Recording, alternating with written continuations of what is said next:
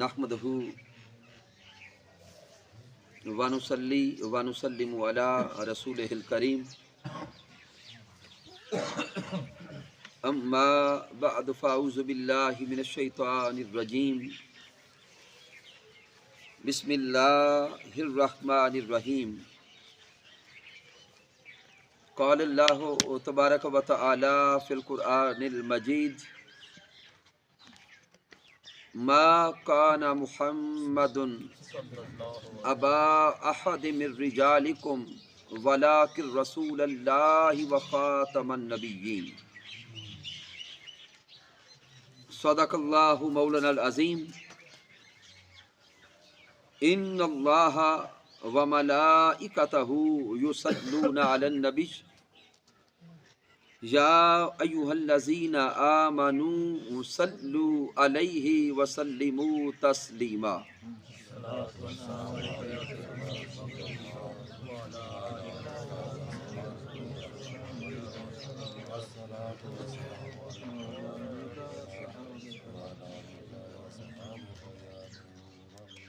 اللہ رب العزت کی توفیق سے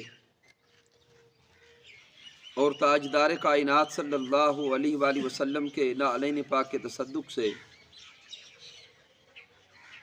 آج ہم اپنے بھائی محترم افتخار احمد صاحب کے والد محترم اور محترم محمد الطاف گوندل صاحب کے ماموں جان کے اصال ثواب کے لیے اس عظیم محفل پاک میں حاضر ہیں۔ دعا کرتے ہیں کہ مالک کائنات اس محفل پاک کے تصدق سے ان کو جنت میں اعلیٰ مقام عطا فرمائے۔ سامعین محترم، آج کی اس اصال ثواب کی محفل میں جس موضوع کو چنا ہے وہ موضوع علمی اعتبار سے، فنی اعتبار سے اور اس وقت کے دنیا کے حالات کے اعتبار سے انتہائی اہمیت کا حامل ہے۔ آج کا موضوع ہے عقیدہ ختم نبوت۔ سامعین محترم، عقیدہ ختم نبوت کیا ہے؟ کہ اللہ رب العزت نے ہمارے پیارے محبوب تاجدار کائنات صلی اللہ علیہ وآلہ وسلم کو خاتم النبیین بنا کے بھیجا ہے۔ ختم نبوت کا تاج رب کائنات نے تاجدار کائنات صلی اللہ علیہ وآلہ وسلم کو عطا فرمایا۔ اب اس موضوع کو قرآن مجید فرقان حمید کی روشنی میں بالخصوص اور چند ایک احادیث نبوی صلی اللہ علیہ وآلہ وسلم کی روشنی میں ہم سمجھنے کی کوشش کرتے ہیں۔ اب تمام سمجھدار لوگ، باشعور لوگ بیٹھے ہیں۔ سامعین محترم، اللہ رب العزت نے جب انسان کو اس دنیا میں بھیجا ہے تو انسانیت کی فلاح کے لیے، انسانیت کی رہنمائی کے لیے اللہ رب العزت نے ساتھ ہی نبوت کے سلسلہ کا آغاز کر دیا۔ اور جب رب کائنات نے پہلے نبی اور پہلے انسان حضرت آدم علیہ السلام کو زمین پہ بھیجا اور حضرت آدم علیہ السلام پہ پھر جب میرے رب نے پہلی وحی نازل کی، یا اللہ رب العزت نے جبرائیل علیہ السلام کے ذریعے حضرت آدم علیہ السلام سے جب پہلا کلام کیا، یا آدم علیہ السلام پر اس دنیا میں جب رب کائنات نے جبرائیل علیہ السلام کے ذریعے پہلا پیغام اتارا ہے، اس سے پہلی وحی کا موضوع بھی عقیدہ ختم نبوت ہے۔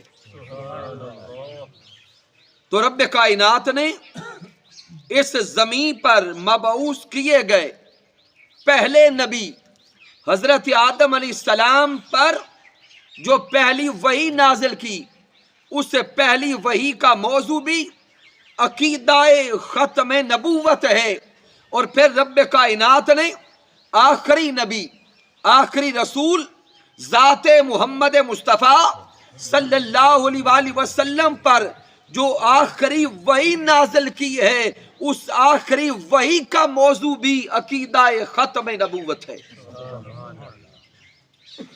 تو اب وہ دونوں وحی کے مقامات میں آپ کے ذہنوں تک پہنچاتا ہوں، لیکن سامعین محترم اس عقیدہ کی اہمیت پہ توجہ کریں کہ رب کائنات جس عقیدہ کو پہلی وحی میں بھی بیان کرتا ہے اور اپنی طرف سے بھیجی گئی آخری وحی میں بھی بیان کرتا ہے۔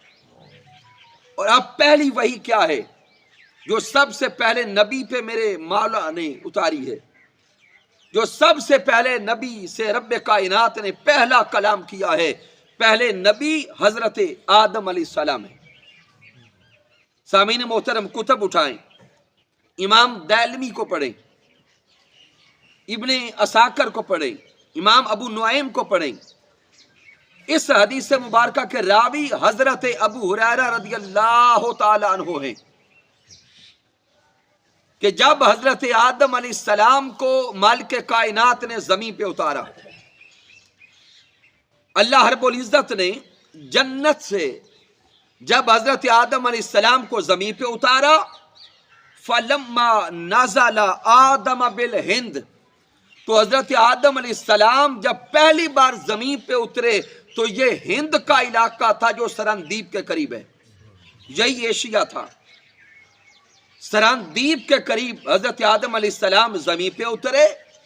تو اب سامعین محترم پہلا انسان جب زمین پہ آتا ہے تو بشری تقاضوں کے تحت جب حضرت آدم علیہ السلام نے اپنے چاروں طرف دیکھا تو زمین پہ کوئی دوسرا انسان نظر نہیں آتا، زمین پہ کوئی دوسرا ہم جنس نظر نہیں آتا۔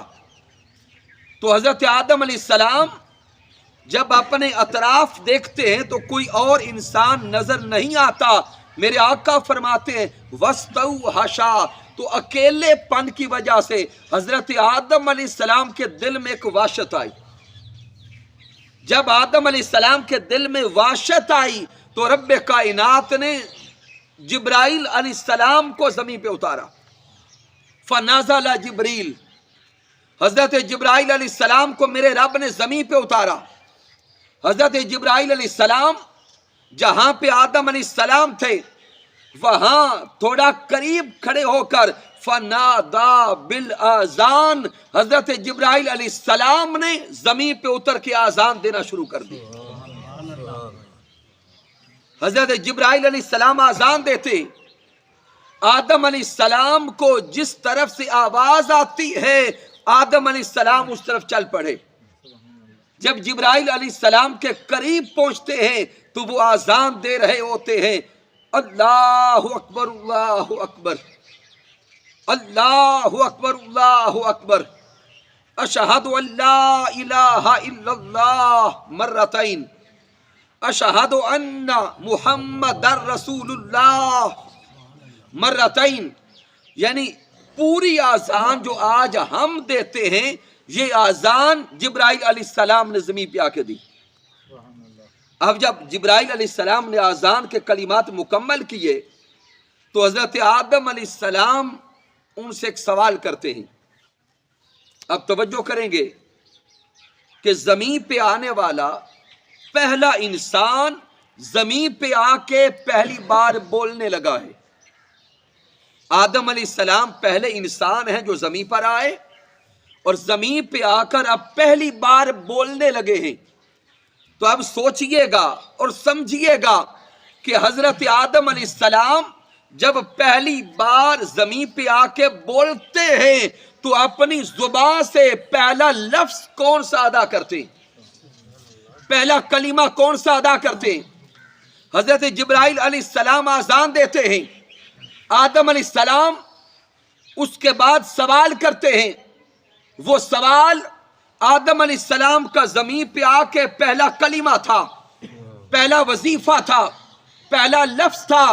آدم علیہ السلام جبرائیل علیہ السلام سے سوال کرتے ہوئے بولتے ہیں، اے آذان دینے والے، من محمد، بتا یہ محمد مصطفیٰ کون ہے؟ تو سامعین محترم، اگر اس حدیث مبارکہ پہ توجہ کریں تو راز یہ سمجھ آتا ہے کہ زمین پہ آنے والا پہلا انسان زمین پہ آ کر پہلی بار اپنی زبان سے اسم محمد کا وظیفہ کرتا ہے۔ ان کی زبان سے جو پہلا نام نکلتا ہے وہ اسم محمد ہے، وہ وظیفہ نام محمد ہے۔ تو ذہن میں سوال پیدا ہوتا ہے کہ کیا آذان کی ابتدا اسم محمد سے ہے؟ تو فوراً ذہن جواب دے گا نہیں، آذان کا آغاز تو اللہ کے نام سے ہے۔ آذان شروع کیسے ہوتی ہے؟ اللہ اکبر۔ تو اب انسانی ذہن ہے یہ سوال کرتا ہے کہ جب آدم علیہ السلام نے سوال کرنا تھا تو اب چاہیے تو یہ تھا کہ آدم علیہ السلام پہلا سوال یہ کرتے من اللہ، کہ اللہ کون ہے؟ اب کئی احباب کے ذہن میں فوراً جواب آیا ہوگا کہ آدم علیہ السلام اللہ کو تو پہلے جانتے تھے، حضور علیہ السلام کو جانتے نہیں تھے، اس لیے ان کا تعارف چاہا، ان کے بارے میں سوال کیا۔ تو سامعین یاد رکھیں، آدم علیہ السلام زمین پر آنے سے پہلے جتنا اللہ کو جانتے ہیں اتنا ہی محمد مصطفیٰ کو بھی پہچانتے۔ کیوں کہ آدم علیہ السلام زمین پہ آنے سے پہلے جنت میں تھے، اور آدم علیہ السلام کے اپنے کلمات ہیں کہ جب میں نے جنت میں پہلی بار سر اٹھا کے دیکھا تو جنت کے ہر درخت کے ہر پتے پہ لکھا تھا لا الہ الا اللہ محمد الرسول اللہ۔ جنت کے ہر محل کے دروازے پہ لکھا تھا لا الہ الا اللہ محمد الرسول اللہ۔ تو گویا آدم علیہ السلام زمین پہ آنے سے پہلے اللہ کو بھی جانتے تھے اور محمد مصطفیٰ کو بھی پہچانتے تھے۔ تو پھر سوال تو قائم رہا کہ جب زمین پہ آنے سے پہلے اللہ کو بھی جانتے ہیں، محمد مصطفیٰ صلی اللہ علیہ وآلہ وسلم کو بھی جانتے ہیں، تو پھر زمین پہ آ کر جبرائیل علیہ السلام سے جو پہلا سوال کرتے ہیں کہ محمد کون ہیں، اس سوال کا سبب کیا ہے؟ تو سامعین محترم، چونکہ آپ سارے کے سارے دیوان گانے مصطفیٰ بیٹھے، تو راز بڑا محبت و عشق کا ہے۔ یہ جو آدم علیہ السلام نے زمین پہ آ کر پہلی بار اپنی زبان سے اسم محمد کا وظیفہ کیا ہے، یہ اللہ رب العزت کا اپنا بنایا ہوا اسلوب تھا۔ مالک کائنات چاہتا یہ تھا کہ زمین پہ جانے والا پہلا انسان جب زمین پہ پہلی بار کسی نام کو پکارے تو وہ وظیفہ میرے محبوب کے نام کا ہو، چونکہ یہ زمین بنائی محمد مصطفیٰ کے لیے ہے، یہ کائنات سجائی محمد مصطفیٰ کے لیے ہے، اس کائنات کو بنایا محمد عربی کے لیے ہے۔ اب رب چاہتا یہ تھا کہ جس محبوب کے لیے، جس حبیب کے لیے، جس من موہن کے لیے اس کائنات کو سجایا ہے، اس کائنات میں پھر پہلی بار جو وظیفہ کیا جائے وہ وظیفہ بھی اسم محمد کا ہو، پھر اس کائنات میں جو وظائف تشکیل دیے جائیں وہ وظائف بھی اسم محمد کے ہوں۔ گویا رب کائنات کی تمنا یہ تھی، رب کا ارادہ یہ تھا، رب کی چاہت یہ تھی کہ یہ زمین بنائی محمد مصطفیٰ کے لیے ہے، اس لیے اس زمین پہ ہمیشہ محمد محمد کا وظیفہ ہوتا رہے۔ تو اس لیے حضرت آدم علیہ السلام کی زبان اقدس سے اس زمین پہ سب سے پہلا وظیفہ بھی اسم محمد مصطفیٰ کا کروایا۔ اب سامعین محترم، جب جبرائیل علیہ السلام سے آدم علیہ السلام سوال کرتے ہیں، اب توجہ کریں کہ جبرائیل علیہ السلام جواب کیا دیتے؟ یہ جواب ہمارے موضوع کو سمجھنے کے لیے کافی اور شافی ہے۔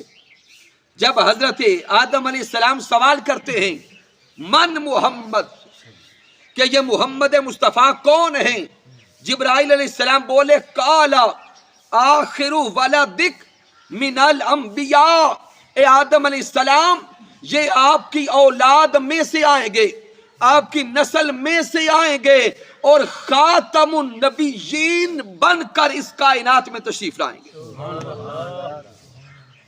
تو حضرت جبرائیل علیہ السلام آدم علیہ السلام کی طرف جو رب کی طرف سے پہلی وحی لائے، پہلا کلام لائے، اس پہلے کلام کا موضوع بھی عقیدہ ختم نبوت ہے۔ اب سامعین محترم، اس کائنات میں اللہ کی طرف سے آخری نبی پر آنے والی آخری وحی کا موضوع بھی عقیدہ ختم نبوت ہے۔ اب وہ وحی توجہ طلب ہے، یہ سورۃ المائدہ ہے، جہاں مالک کائنات نے ارشاد فرمایا الیوم اکملت لکم دینکم واتممت علیکم نعمتی وردیت لکم الاسلام دینا۔ ذات محمد مصطفیٰ صلی اللہ علیہ وآلہ وسلم پر قرآن مجید کی جو سب سے آخری آیت اتری ہے وہ سورۃ المائدہ کی یہ آیت کریمہ ہے۔ اب اس آیت مبارکہ کے الفاظ پہ غور کریں۔ میرے آقا علیہ السلام نے جب خطبہ حجۃ الوداع ارشاد فرمایا، آقا علیہ السلام نے اپنی حیات مبارکہ میں ایک ہی حج ادا فرمایا۔ جب میرے محبوب علیہ السلام مناسک حج ادا کرتے ہیں، حج مکمل ہوتا ہے اور آقا علیہ السلام تکمیل حج کے بعد واپس مدینہ المنورہ چل پڑے۔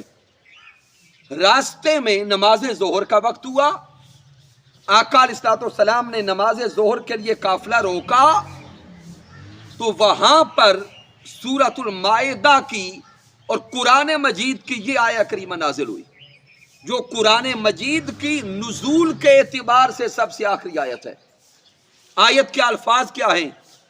میرا رب اپنے محبوب سے فرما رہا ہے الیوم اکملت لکم دینکم، کہ میرے پیارے مصطفیٰ آج ہم نے آپ پر دین مکمل کر دیا، آپ پر دین مکمل کر دیا۔ وَأَتْمَمْتُ عَلَيْكُمْ نِعْمَتِي، ہم نے آپ پر اپنی نعمت مکمل کر دی، نعمت متمم کر دی۔ وَرَضِيتُ لَكُمُ الْإِسْلَامَ دِينًا، اور اے پیارے مصطفیٰ ہم دین اسلام کے ساتھ آپ پہ راضی ہو گئے۔ تو اب سامعین غور کریں، اس آیہ مبارکہ میں رب کائنات کیا فرما رہا ہے کہ وہ اسلام اور وہ وحی جس کا آغاز پہلے نبی حضرت آدم علیہ السلام سے ہوا تھا، اسلام کا آغاز آدم علیہ السلام سے ہوتا ہے۔ رب کائنات اس وحی میں اشارہ فرما رہا ہے الیوم اکملت لکم دینکم، اے میرے پیارے مصطفیٰ وحی کے سلسلہ کا آغاز جو حضرت آدم علیہ السلام سے ہوا تھا، آج آپ پر اس سلسلہ وحی کا اختتام ہوتا ہے۔ اے پیارے مصطفیٰ وہ سلسلہ نبوت جس کا آغاز حضرت آدم علیہ السلام سے ہوا تھا، اس سلسلہ نبوت کا اختتام اے پیارے مصطفیٰ آپ پر ہوتا ہے۔ ہم یہ اعلان کرتے ہیں اب قیامت تک کے لیے نبوت بھی محمد مصطفیٰ کی ہے، اب قیامت تک کے لیے کلمہ بھی محمد مصطفیٰ کا ہے، اب قیامت تک کے لیے شریعت بھی محمد مصطفیٰ کی ہے، اب قیامت تک کے لیے امت بھی محمد مصطفیٰ کی ہے۔ تاجدار کائنات کے بعد کوئی نبی نہیں ہو سکتا۔ اگر کوئی بدبخت، کوئی ظالم، کوئی جہنمی میرے محبوب کے بعد نبوت کا دعویٰ کرتا ہے، وہ جھوٹا بھی ہے، وہ کذاب بھی ہے، وہ جہنمی بھی ہے۔ تاجدار کائنات پر میرے رب نے نبوت کا دروازہ بند فرما دیا۔ تاجدار ختم نبوت زندہ باد، تاجدار ختم نبوت زندہ باد، تاجدار ختم نبوت زندہ باد۔ سامعین محترم، اب قرآن مجید فرقان حمید کی اس آیہ کریمہ کو سمجھ لینے کے بعد آپ کی توجہ چند اور آیات کریمہ کی طرف کروانا چاہتا ہوں۔ ویسے عقیدہ ختم نبوت قرآن مجید فرقان حمید کی کم از کم 130 آیات مبارکہ سے ثابت ہے۔ قرآن کریم کی کم از کم 130 آیات مبارکہ عقیدہ ختم نبوت کو بیان کرتی ہیں، اور تاجدار کائنات کے اگر فرامین کو پڑھیں، احادیث نبوی کو پڑھیں، تو حضور صلی اللہ علیہ وآلہ وسلم کی 200 سے زائد احادیث مبارکہ ہیں جن احادیث میں میرے مصطفیٰ نے خود عقیدہ ختم نبوت کو بیان کیا۔ اب سامعین، سارے لوگ الحمدللہ مسلمان بیٹھے ہیں، ساری زندگی سے اسلام کو سمجھنے والے، علماء کو سننے والے، قرآن و حدیث کو پڑھنے اور سننے والے بیٹھے ہیں۔ ذہن میں ایک سوال پیدا ہوتا ہے کہ اللہ رب العزت نے 130 سے زائد آیات عقیدہ ختم نبوت پہ کیوں اتاری ہیں، اور تاجدار کائنات نے 200 سے زائد احادیث میں بار بار اس عقیدہ پہ زور کیوں دیا ہے؟ قرآن مجید کی شان تو یہ ہے، اگر میرا رب قرآن مجید کا کسی ایک مقام پر بھی کسی کام کے کرنے کا حکم دے دے تو اللہ کے ایک بار حکم دینے سے ہی وہ عمل درجہ فرضیت میں آ جاتا ہے اور اس کا انکار کفر ہو جاتا ہے۔ تو پھر مالک کائنات اس عقیدہ کو ایک آیت سے نہیں، ایک درجن آیت سے نہیں، 100 سے زائد آیات مبارکہ میں بیان کرتا ہے۔ تو گویا رب کائنات چاہتا یہ ہے کہ یہ عقیدہ ختم نبوت انسانوں اور ایمان والوں کے دلوں میں اتنا راسخ ہو جائے، اتنا مضبوط ہو جائے کہ پھر قیامت تک کے لیے اس عقیدہ کے اعتبار سے کسی کے ذہن میں کوئی شک اور شبہ پیدا نہ ہو۔ اب اس پر جو چند آیات عرض کرتا ہوں، سامعین محترم، قرآن مجید فرقان حمید سورہ آل عمران، آل عمران کی آیہ کریمہ نمبر 81 کو پڑھیں۔ مالک کائنات میثاق ارواح انبیاء کا ذکر کرتا ہے، میثاق ارواح انبیاء کو بیان کرتا ہے۔ مالک کائنات نے ارشاد فرمایا وَإِذْ أَخَذَ اللَّهُ مِيثَاقَ النَّبِيِّينَ لَمَا آتَيْتُكُم مِّن كِتَابٍ وَحِكْمَةٍ ثُمَّ جَاءَكُمْ رَسُولٌ مُصَدِّقٌ لِّمَا مَعَكُمْ لَتُؤْمِنُنَّ بِهِ وَلَا تَنصُرُنَّهُ۔ مالک کائنات اس واقعہ کی طرف اشارہ کر رہا ہے کہ جب اللہ رب العزت نے ابھی اس دنیا کو سجانے سے پہلے اور اس دنیا کے نظام کو چلانے سے پہلے رب کائنات نے جمیع انبیاء کرام کی روحوں کو اکٹھا کیا، ارواح انبیاء کو اکٹھا فرما کے میرا رب ارواح انبیاء سے پکا وعدہ لیتا ہے، اور وہ پکا وعدہ کیا ہے؟ رب کائنات فرماتا ہے وَإِذْ أَخَذَ اللَّهُ مِيثَاقَ النَّبِيِّينَ لَمَا آتَيْتُكُم مِّن كِتَابٍ وَحِكْمَةٍ۔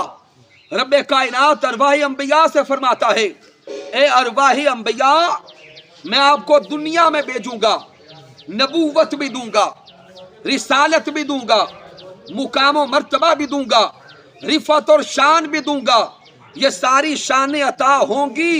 ثم جاءکم رسول مصدق، پھر تم سب کے بعد وہ رسول آئے گا جو تم سب کی تصدیق کرنے والا ہوگا،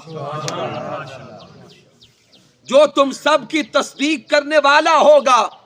جب وہ حبیب آ جائے، جب میرا محبوب آ جائے، جب محمد مصطفیٰ کی بعثت ہو، لَتُؤْمِنُنَّ بِهِ وَلَا تَنْصُرُنَّ، اے آدم علیہ السلام سے لے کر عیسیٰ علیہ السلام تک جمیع آنے والے انبیاء، جب میرا حبیب آ جائے، محمد مصطفیٰ کی آمد ہو جائے، تم پہ لازم ہوگا، پھر اپنا کلمہ چھوڑ دو گے، پھر تم سارے کے سارے کلمہ بھی محمد مصطفیٰ کا پڑھو گے، اور تصدیق کے ساتھ تم مدد بھی محمد مصطفیٰ کی کرو گے۔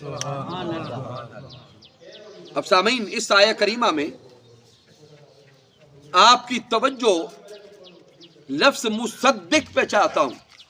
مصدق لما معکم، لفظ مصدق کا معنی ہے تصدیق کرنے والا۔ معنی کیا ہے؟ تصدیق کرنے والا۔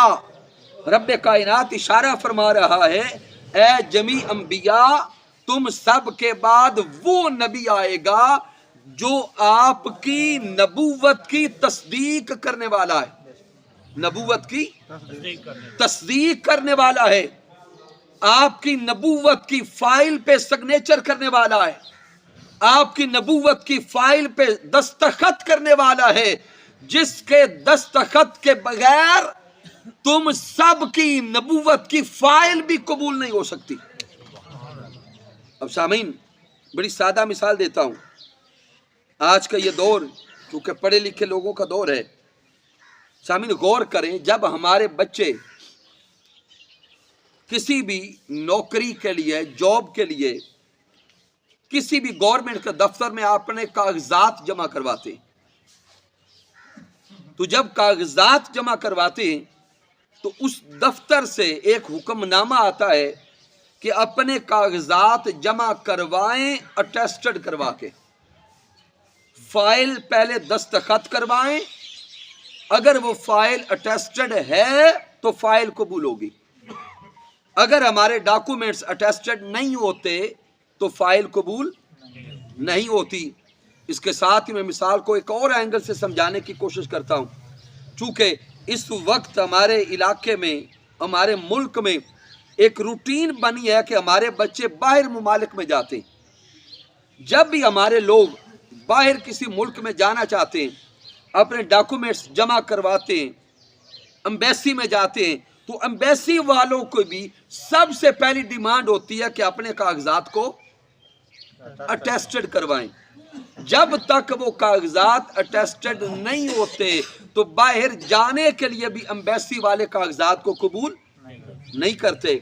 تو سامعین غور کریں کہ وہ جب ہم نے اپنی فائل دستخط کروانی ہوتی ہے تو کیا محلے کا ہر بندہ اس پہ سائن کر لیتا ہے؟ محلے کا جو بندہ پکڑا اسے کہا کہ گوگی مار دیتے، کیا وہ سگنیچر کر دیتا ہے؟ نہیں۔ کون کرتا ہے؟ جس کو حکومت کی طرف سے اتھارٹی دی جاتی ہے، جس کو حکومت کی طرف سے اتھارٹی لیٹر جاری ہوتا ہے، یا وہ 18ویں 19ویں گریڈ کا افسر ہوتا ہے، یا علاقے کا کوئی بھی کمیٹی کا آفس ہوتا ہے جہاں پہ جا کر ہم اپنے کاغذات اٹیسٹڈ کرواتے ہیں۔ تو پتہ چلا کہ آج کے دور میں بھی اگر ہم نے کاغذات اٹیسٹڈ کروانے ہوں تو ہر محلے کا بندہ کاغذات اٹیسٹڈ نہیں کر سکتا۔ وہی کر سکتا ہے جس کو حکومت کی طرف سے اتھارٹی لیٹر جاری ہوتا ہے، بلا تشبیہ و بلا مثال۔ سگنیچر وہی کر سکتا ہے جس کو اوپر سے آرڈر ملا ہوتا ہے۔ اب نبوت کی دنیا میں دیکھیں، وہ سگنیچر کرنے کی اتھارٹی رب کائنات نے صرف اپنے محبوب محمد مصطفیٰ کو عطا کر رکھی ہے۔ رب کائنات نے یہ شان، یہ مرتبہ صرف حبیب کبریاء حضرت محمد مصطفیٰ کو عطا کر رکھا ہے۔ جمیع انبیاء کرام کی صف کو دیکھتے جائیں، وَإِذْ أَخَذَ اللَّهُ مِيثَاقَ النَّبِيِّينَ لَمَا آتَيْتُكُم مِّن كِتَابٍ وَحِکْمَةٍ ثُمَّ جَاءَكُم رَسُولٌ مُصَدِّقٌ۔ اس آیت کو پڑھتے جائیں، مالک کائنات یہی فرما رہا ہے، اے انبیاء تم سارے نبی بنے ہو جس محمد مصطفیٰ کے سگنیچر سے، جس کی تصدیق سے، جس کی اجازت سے جب وہ مصطفیٰ خود آ جائے اپنے کلمے بھول جانا، پھر کلمہ سب مل کے محمد مصطفیٰ کا پڑھنا۔ تاجدار ختم نبوت زندہ باد زندہ باد تاجدار ختم نبوت زندہ باد زندہ باد تاجدار ختم نبوت زندہ باد زندہ باد۔ پھر سامعین محترم، بس ایک اور آیا کریمہ، اس کی طرف آپ کا اشارہ کرواتا ہوں، پھر بات مکمل کرتے ہیں۔ آقا علیہ الصلوۃ والسلام کی شان، میں کوشش کر رہا ہوں کہ قرآن مجید کی آسان آسان آیات مبارکہ جو ہر کسی کی سمجھ تک آ جائے وہ آپ تک پہنچاؤں۔ یہ سورہ نساء کی آیہ کریمہ نمبر 64 ہے۔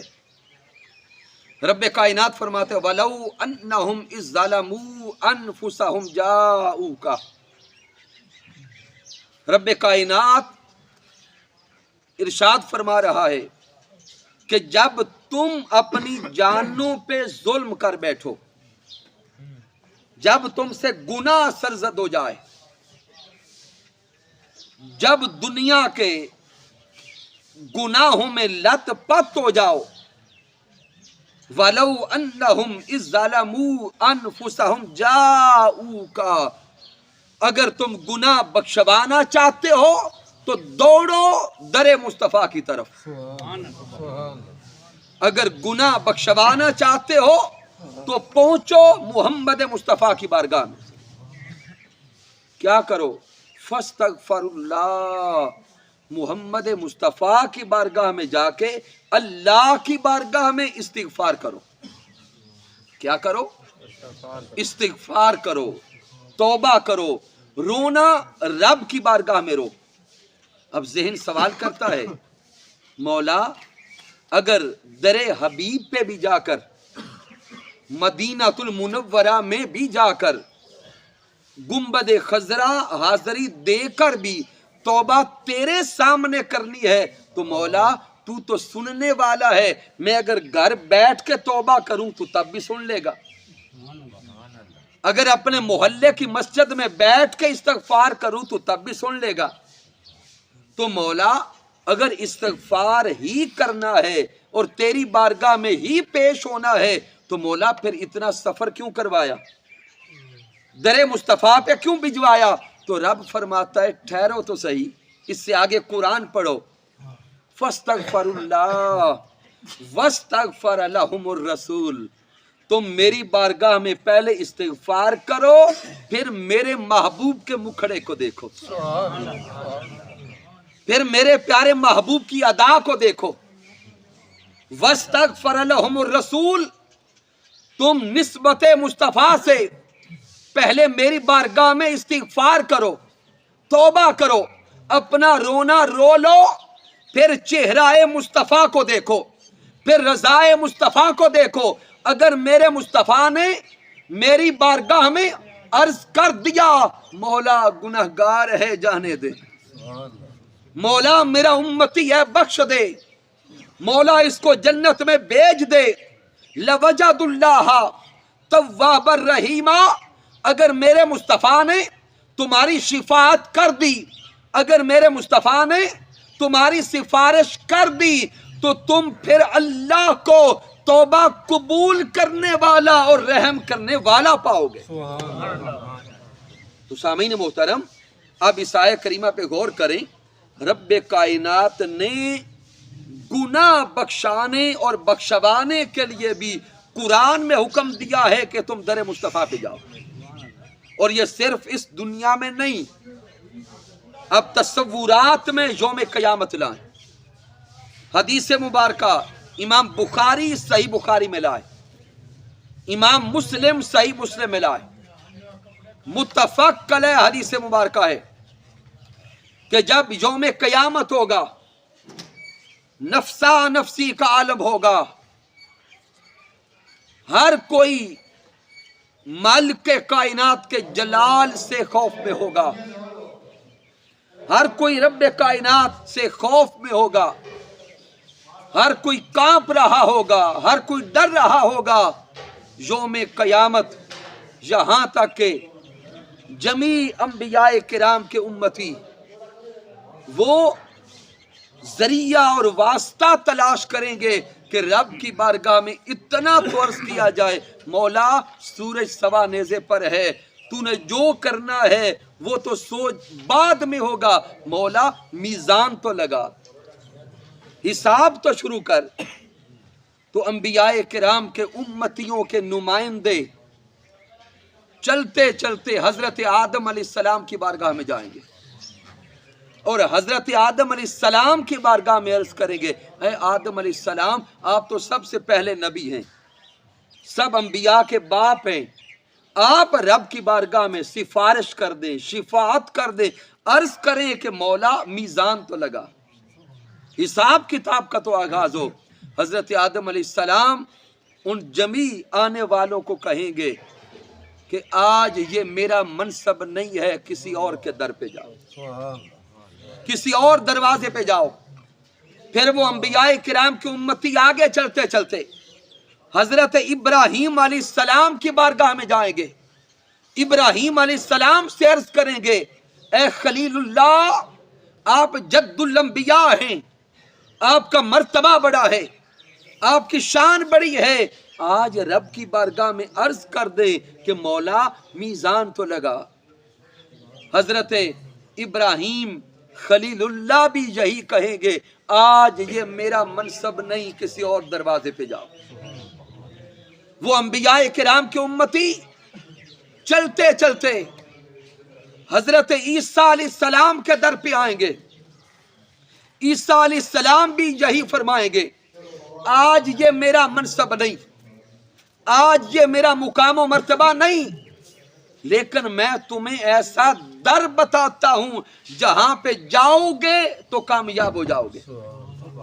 حضرت عیسیٰ علیہ السلام فرمائیں گے کہ جاؤ وہ در محمد ہے، وہاں جاؤ، آج میدان قیامت میں یہ منصب محمد مصطفیٰ کا ہے۔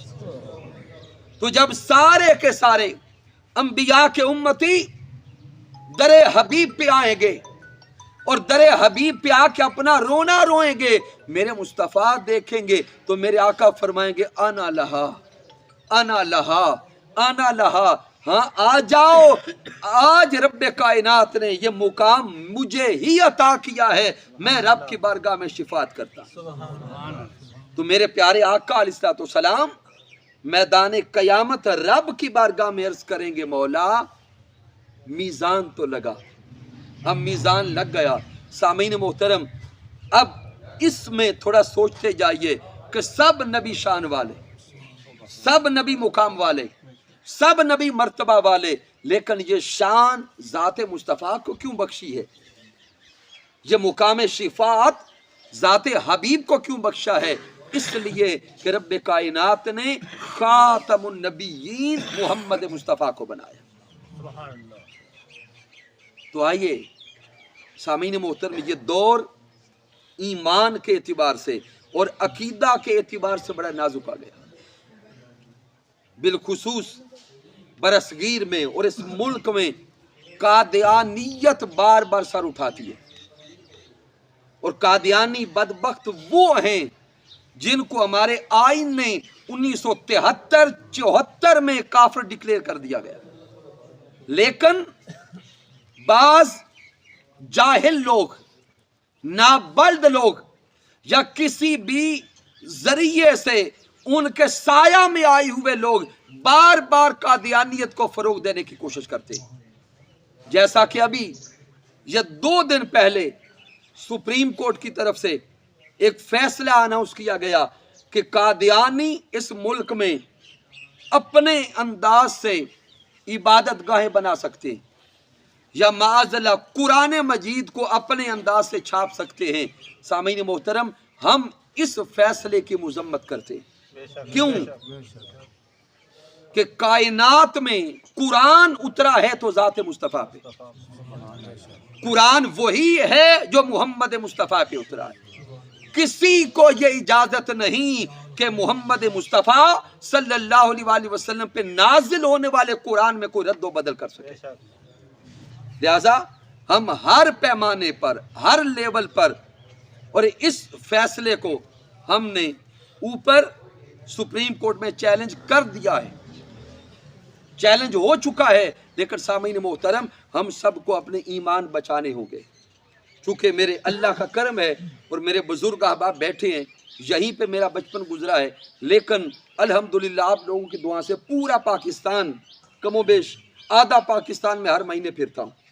قادیانیت کی جو ورکنگ اس وقت منظم سامنے آ رہی ہے، اگر ہم نے مل کر قرآن و حدیث کو نہ تھاما تو آنے والے دور میں ہماری نسلیں ہمارے ہاتھوں سے نکل جائیں گی۔ ابھی میں 2 مہینے پہلے سندھ کے ٹور پہ تھا، پھر سندھ سے واپس آئیں تو رحیم یار خان لیاقت پور اس علاقے میں جائے تو الہ آباد کا علاقہ ہے، بالکل کچے کا علاقہ، دور دراز کے وہ جو کچے کے علاقے ہیں جہاں پہ لوگوں کے پاس علم کم ہے، رہن سہن کے مواقع اچھے نہیں ہیں، ان علاقوں میں بالخصوص ان کی جماعتیں جا رہی ہیں لوگوں کے ایمان اور عقیدے کو بگاڑنے کے لیے۔ پھر اسی طرح جو اس ملک کے اندر اوپر کے درجے کے ہم ادارے کہتے ہیں، یونیورسٹیز کہتے ہیں، کالجز کہتے ہیں، ان اداروں کے اندر انہوں نے غیر محسوس طریقے سے قادیانی لیکچرر، قادیانی پروفیسر داخل کروا دیے ہیں، لیکچرر لگوا دیے ہیں، جو ہمارے بچوں کو اکٹھا کر کے ربوے کے وزٹ کروا رہے ہیں اور ہمیں پتہ بھی نہیں۔ ہمیں علمی اعتبار سے جاگنا ہوگا۔ ہمارے علماء کرام کی بھی ذمہ داری ہے کہ جب خطابات کریں تو اپنے خطابات کو مزین کریں قرآن کے دلائل سے یا حدیث کے دلائل سے، واقعات کو چھوڑنا ہوگا تاکہ ہم اپنے لوگوں کو قرآن و حدیث کے دلائل سے ان کے ایمان کو، ان کے عقیدوں کو، ان کے نظریات اور افکار کو مضبوط کر سکیں۔ کہ محمد سے وفا تو نہیں تو ہم تیرے ہیں، یہ جہاں چیز ہے کیا لوح و قلم تیرے ہیں، وما علینا الا البلاغ المبین۔